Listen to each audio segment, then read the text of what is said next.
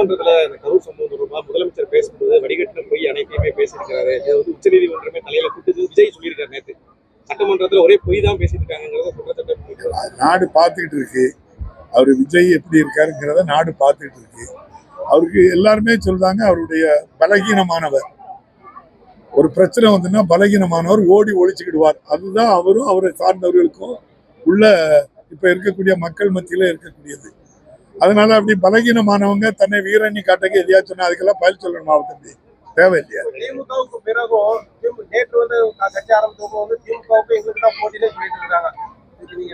எல்லாரும் அப்படித்தானே தம்பி சொல்லணும். ஆளுங்கட்சியில இருக்கின்றவங்களை பார்த்துதான் எல்லாருமே சொல்லணும். நிறைய பேரு சொல்றாங்க. எல்லா ஊடகங்கள்லயும் அதுதான் போடுறாங்க. எத்தனை நடிகர்கள் கட்சி ஆரம்பிச்சு என்ன நடந்துங்கிறத வரலாறு இருக்கு. அந்த வரலாறுல இப்ப இன்னைக்கு அந்த வரலாறு இன்னைக்கு முதல்ல ஆரம்பிச்சிருக்காரு. அதுல அந்த வரலாறுல இவரும் சேர்ந்துட்டு தான். ஏற்கனவே 10 நடிகர்னா 11வது தம்பி விஜய் சேர்ந்திருக்காங்க. நன்றி. விஜய் தலைமையில தான் கூட்டணி, எங்க தலைமையில பெரிய கூட்டணி சொல்லியிருக்காங்க. அதுல என்ன தப்பு இருக்கு தம்பி? அவர் ஒரு கட்சி ஆரம்பிச்சிருக்காரு. என் தலைமையில வாங்குங்காங்க.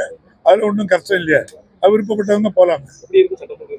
சட்டமன்ற தேர்தலில் தமிழக முதல்வர் மாண்புமிகு மு.க. ஸ்டாலின் அவர்கள் மீண்டும் முதல்வர் ஆகிறார். இது சாமானிய ஏழை எளிய மக்கள், படித்தவர்கள், இளைஞர்கள் மத்தியில, தாய்மார்கள் மத்தியில அவ்வளவு பெரிய மரியாதையோடு இருக்கக்கூடிய தலைவர் அவர் தான். அதனால எல்லாருமே அதுக்கு எதிராக தான் நாங்க இருக்கோமாக தவறு. இளைஞர்கள் எங்க பக்கம் சொல்லி நிறைய பொதுக்குழு கூட பேசியிருக்காரு. அது தேர்தலில் எத்தனை தேர்தல் நம்முடைய முதல்வர் பொது கட்சி தலைமை ஏற்ற பிறகு இதுவரை எந்த தேர்தலையும் அவர் வெற்றி வாய்ப்பை இழக்கல. இன்னும் தொடர்ந்து அவரு வெற்றி பெற நினைப்பது மக்களுக்கு பணியாற்றுவதற்கு. இவங்க எதுக்கு வந்திருக்காங்கன்னு சொல்லி நீங்க தான் கேட்டு அதை எங்கிட்ட சொல்றது. நன்றி.